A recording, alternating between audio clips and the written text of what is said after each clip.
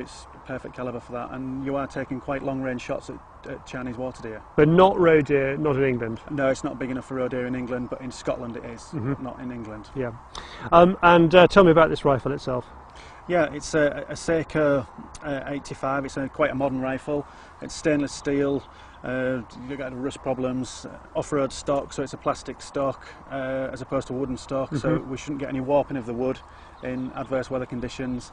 T8 moderator, which when we're taking a lot of deer out, it's great because the deer don't know where the muzzle report comes from. So that's the Forestry Commission's favourite, isn't it? Absolutely, yeah. And we've got a Zeiss scope on there, very point variable, which very good setup altogether for shooting Chinese water deer and muntjac. And the numbers on the scope, 3 to 12 by 56, and scopes of course are very important for deer stalking.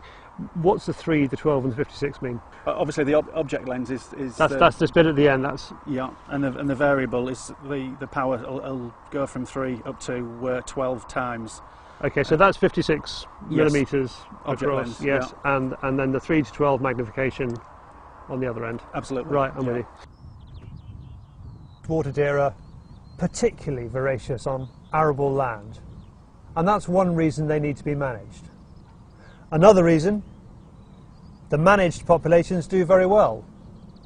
Leave them alone and they die out. There's a couple out in the field. Pete's just spotted them.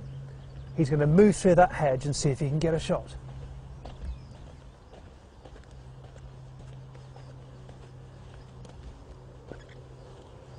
Pete sees an opportunity. He's gone through the undergrowth, but he can't get a clear shot. Now it's second time lucky. He's going to try and stalk this herd of Chinese water deer.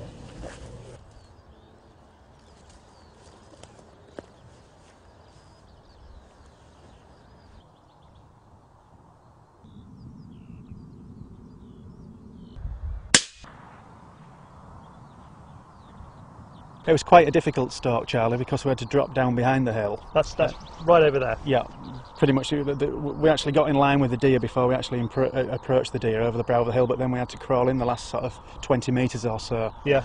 And I don't know if you noticed or not, but to the left, a buck did see us, a mature buck, and he stood up and he was watching us. Yeah. So we had to just let him settle down and get comfortable before we could actually get in the last 2 or 3 yards for the position to take the shot. And you had that one running in the background.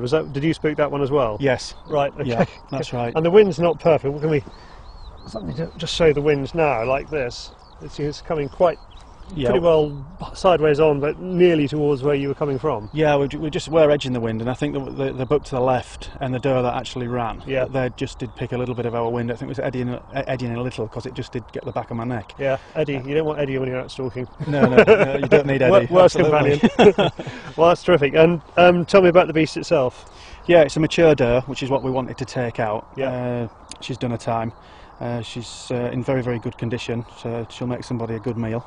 That's a fact. Well, that's good. And she's sitting amongst the crops she's been eating, so here's the proof of why you need to do it. Absolutely, yeah. They don't do as much damage to trees as other deer do, but the Chinese water deer actually damage root crops and flower crops. They can damage them, and in high density areas then they do become a problem. And of course, too many on the ground, it's not good for the actual deer themselves, from parasites point of view, etc. Well, Peter Carr here in glorious Bedfordshire, lovely spring day. You can hear the birds in the background. Thank you very much for taking us on this stalk. You're welcome.